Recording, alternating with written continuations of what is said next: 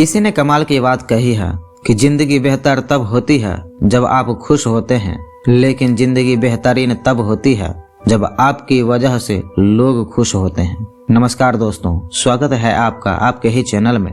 यदि आप इस चैनल पर पहली बार आए हैं तो चैनल को लाइक करें, शेयर करें एंड सब्सक्राइब करें ताकि ऐसे ही मजेदार कहानियां आपके लिए लाते रहे।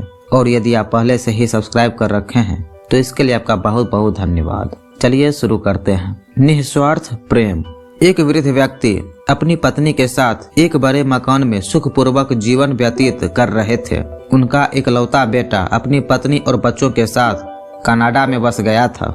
एक दिन अचानक उस वृद्ध व्यक्ति को दिल का दौरा पड़ा और वे चल बसे। उनकी पत्नी तो मानो जैसे बुत बन गई हो। इतना बड़ा दुख जो पड़ा। पति का साथ छूटना एक पत्नी के लिए सर्वाधिक दुखद होता है। बेटा अपने पिता के अंतिम संस्कार के लिए कनाडा से भागा भागा आया।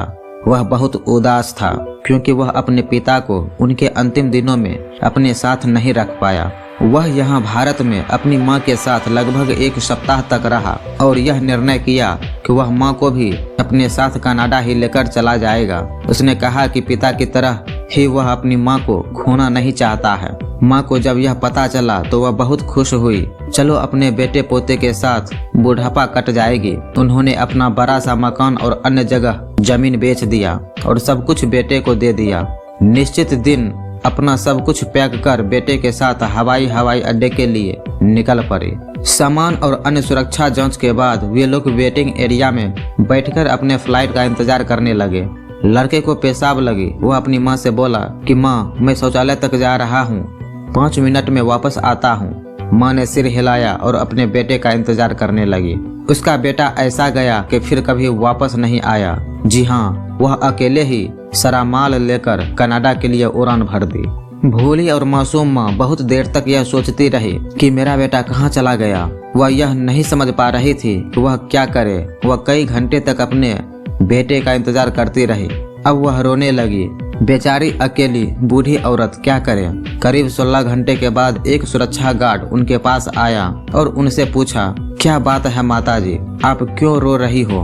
उसने बूढ़ी सी आवाज में बताया कि उसका बेटा उसे छोड़कर चला गया है। उसने यहाँ का मकान, जगह, जमीन सब कुछ बेच दिया है। अब वो कहाँ जाएगी, क्या करेगी। इस शहर में उसका कोई नहीं है, न ही कोई रिश्तेदार है।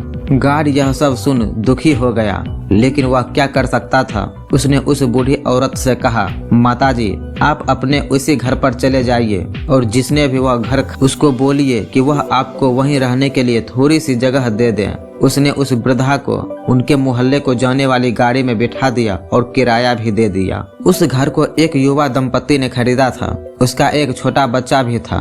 वृद्ध महिला ने जब दरवाजा खटखटाया तो एक महिला ने दरवाजा खोली। उस बूढ़ी माँ ने सारी बातें उस महिला को बताई। वह बोल भी रही थी और रो भी रही थी। आप मुझे थोड़ी सी रहने के लिए जगह दे दो। मैं आपके बर्तन धोऊंगी, बच्चे को संभालूंगी और आपके घर के एक कोने में पड़ी रहूंगी। उस महिला ने उस वृद्ध औरत को घर के अंदर उस कमरे में ले गई जहां उसका पति टीवी देख रहा था। अपनी पत्नी से सारी बातें जानने के बाद उस युवक ने कहा, हमारे घर में यहाँ बहुत जगह है, इसलिए आपको यहाँ रखने में कोई दिक्कत नहीं है, लेकिन मेरे खुद के माता पिता नहीं हैं। यदि आप यहाँ मेरी माँ की तरह रहना चाहती हो तो आपको मैं यहाँ रहने की अनुमति दे सकता हूँ। यह सुन वह वृद्ध महिला अभिभूत हो गई। अब वह उनके साथ रह रही है। वह उनके बच्चे का ख्याल रखती है और वे लोग उन्हें अपनी माँ की तरह व्यवहार करते हैं। जब कोई अपना सगा इस तरह बेरहमी से पेश आता है तो कई निस्वार्थ प्रेम वाले व्यक्ति आगे आकर सहारा दे ही देते हैं। तभी तो यह दुनिया चल रही है।